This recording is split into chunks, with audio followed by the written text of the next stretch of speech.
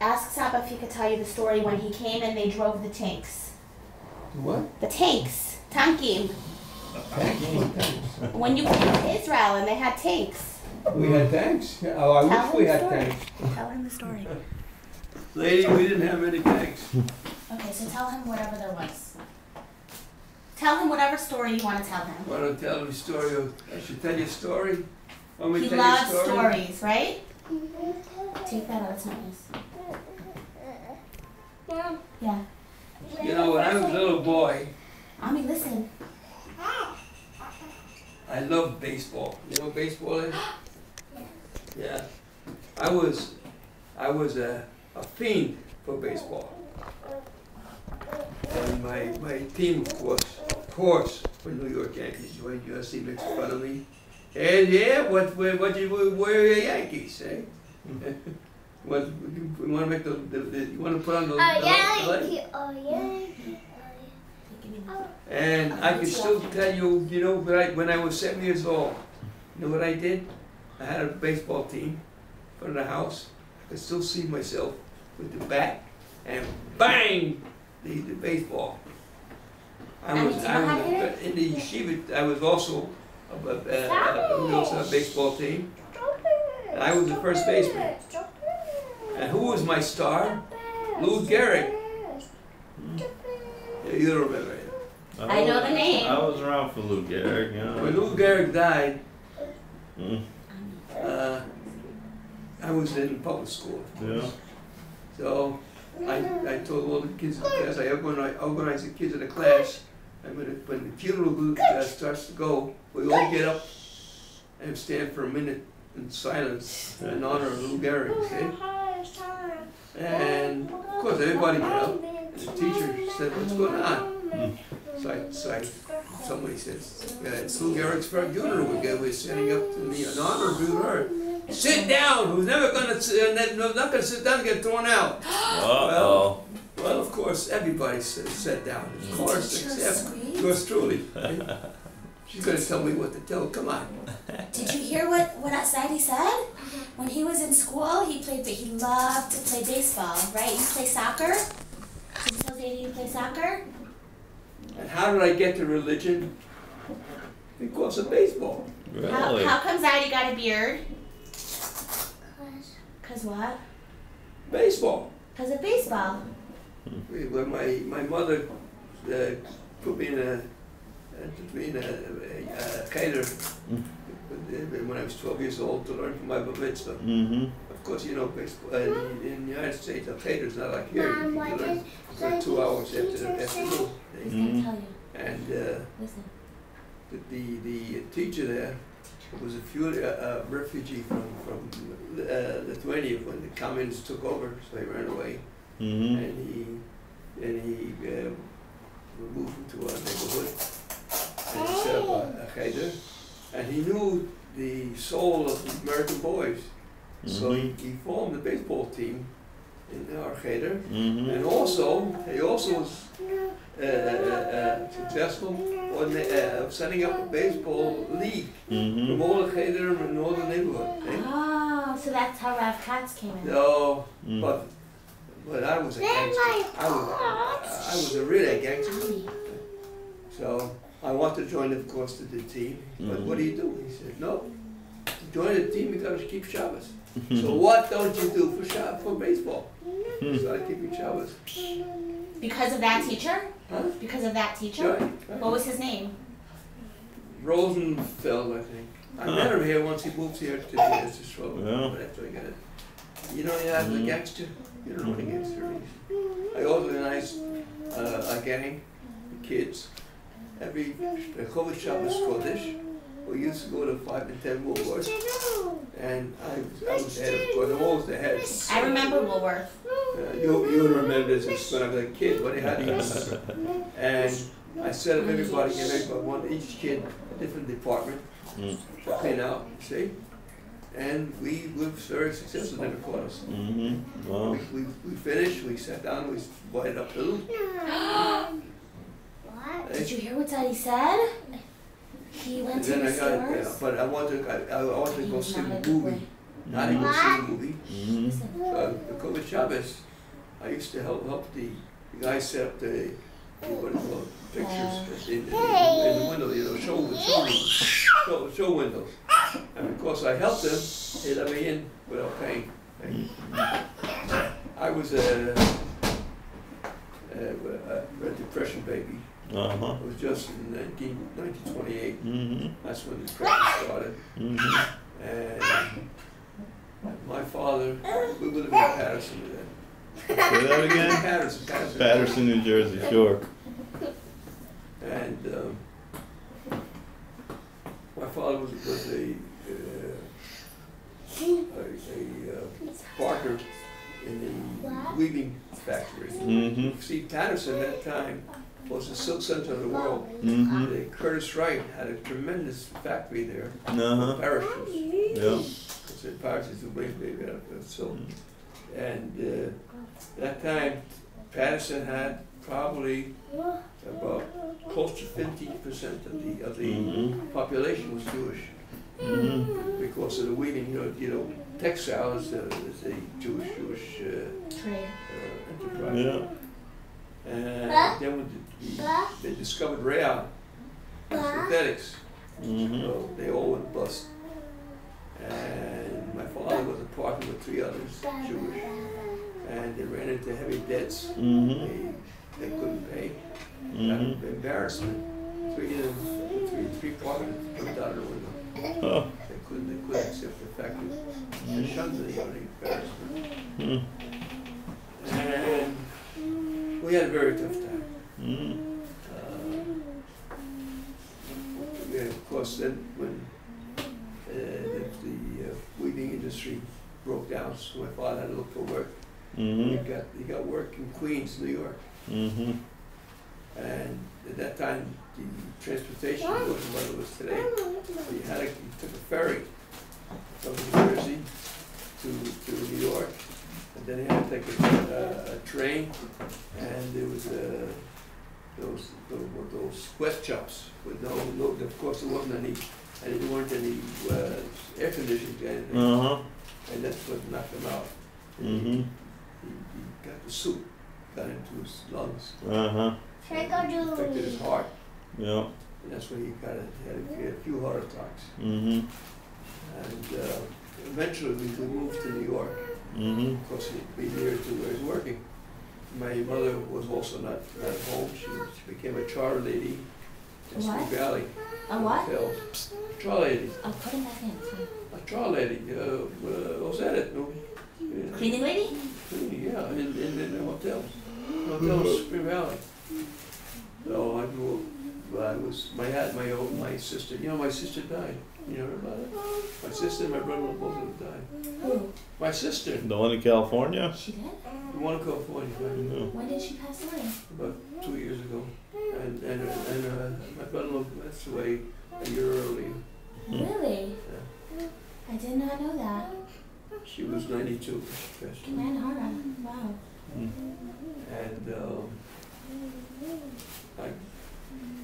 I don't think, of course, without anybody any parents to take care of me, I was wild. That's why I did what I did. But still, I had religion in my heart. Well. And to tell you a story, I didn't have money even to buy ice cream. You know, my parents were very, very poor. So there was an ad in the New York Times before Christmas that you have the cards, the Christmas cards, and if you sell 25 of them, you could get a prize or something. See, so I used to sell what do you call Christmas cards, and there were prayers there. I used to say prayers. You understand? My mother kept a kosher home. Mm-hmm. Of course, there was no Shabbat at home, but she kept kosher home. She lit candles every Friday night. My father was I don't know what you know anything about the Jewish life in Poland. Bund. Did you ever hear of Bund? Yeah, the Bund were socialists. if there are any despising the Zionists Mm-hmm. more than the Haredim were the Bund. Mm-hmm. They were against, Yeah. fierce against that speaking Ivrit. Yeah. You had to speak Well, either Polish or Yiddish. See? well, It's like extreme socialists. yeah. Well, the Jews always looked for reasons to try to wonder what it's going to take to get the world to like us, and the Bund was one of the answers. They were so fierce. My father told me it was too much for him. He couldn't take it. Even though he wasn't religious, he couldn't take it. Bundes. Erev Yom Kippur, after Jews went to Kol Nidre, in honor of the forwards, the Jewish forwards, the newspaper. Yep, the forward. The editor and all his workers went out in the street with a bench and a table. They purposely made a big suda to despise the religious Jews going to shul at that time. You see, that was also much. Mm-hmm. And my mother was toughy. My father was soft. My father never put a hand on me. Mm-hmm. Because what happened with the Lou Gehrig story, so the teacher squealed on me to the principal. Mm-hmm. So the principal said, Godfrey, tomorrow you're not coming to school without your mother. Okay? So my mother came to school. She heard what a brat she has. So that evening, what I sit on was redder than two tomatoes. See? From her? What you sit on, Yeah. my behind, was redder than a tomato. Oh, yeah. All right, so you don't let the teacher get away with that, you know. But when she squeals on me, you get knocked off by your mother. So I just looked for a way out to get my revenge. And 2 weeks later, we had a fire drill. You know what a fire drill is? Yeah. You see how fast the kids can get out of school. So I'm a good boy, you see.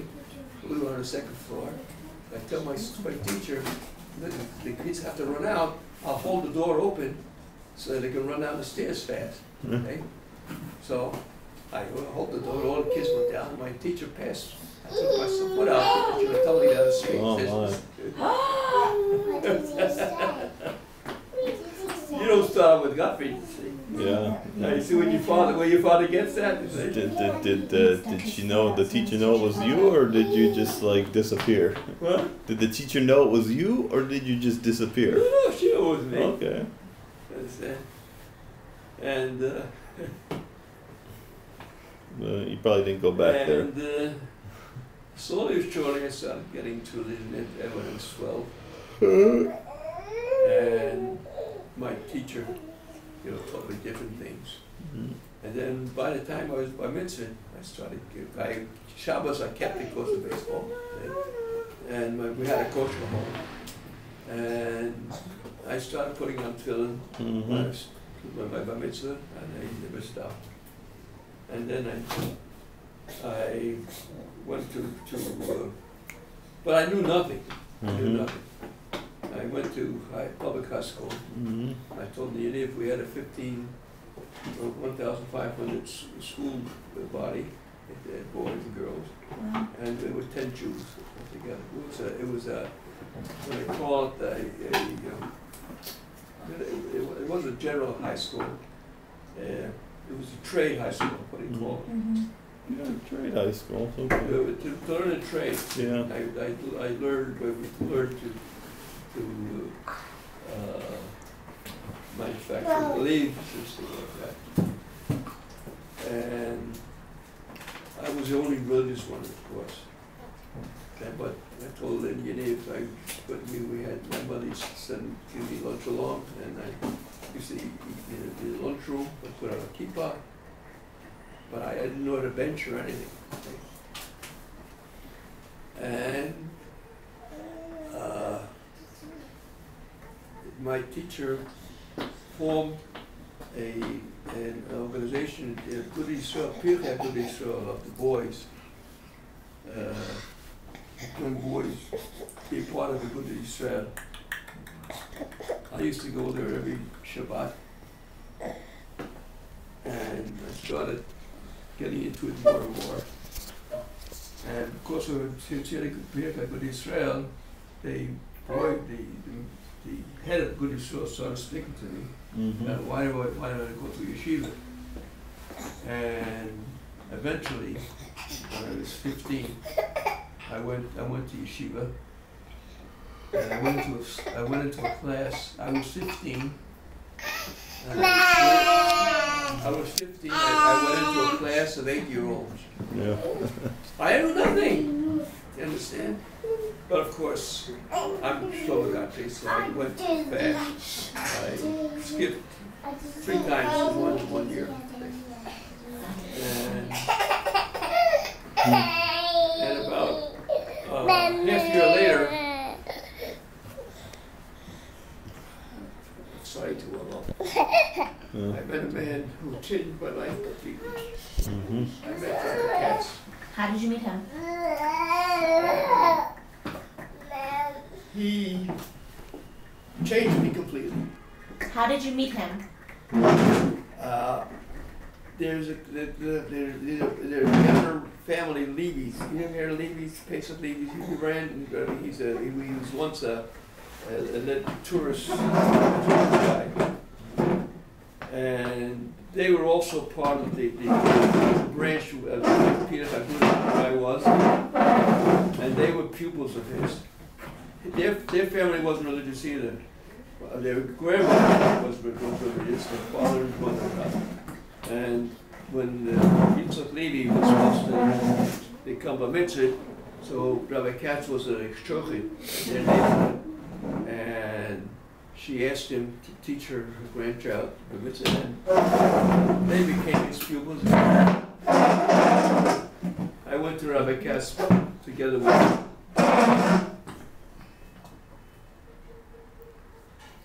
Bring it or put it up there.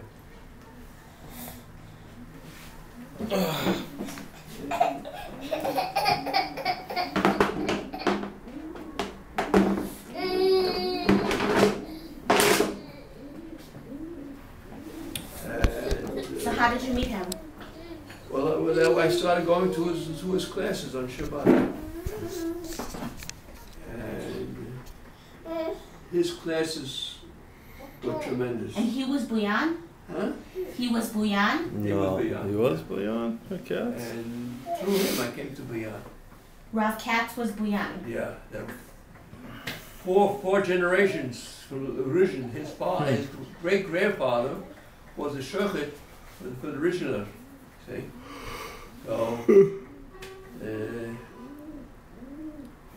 he was tremendous. He started working on my character. You know, I was a bit balgaivenik. You couldn't. There was nothing you could say that wasn't insulted. And he really. What can I tell you? To tell you, give an example of what he did to me. One year, he had a bungalow colony up in the council. So one new year, he asked me to help him paint the house. And he really hit me so hard. I sent my you know the Kriegers? Yeah. I sent a letter to my friend Laser Krieger. I said, Laser, I'm going through hell. I'm going through a hell here, and I'm writing this letter with tears, but I know it's good for me. I know this is my trufa. This is my refuah. Today, you can't say anything that can embarrass me. That's the opposite. He told us, for instance, when we were kids, he said, boys, you're now young chicks. You're a young tree. A young tree you can bend however you want, and it doesn't break. When you become 20, the tree is going to be as stiff and if you try to bend it, it's going to break. Mm. You have to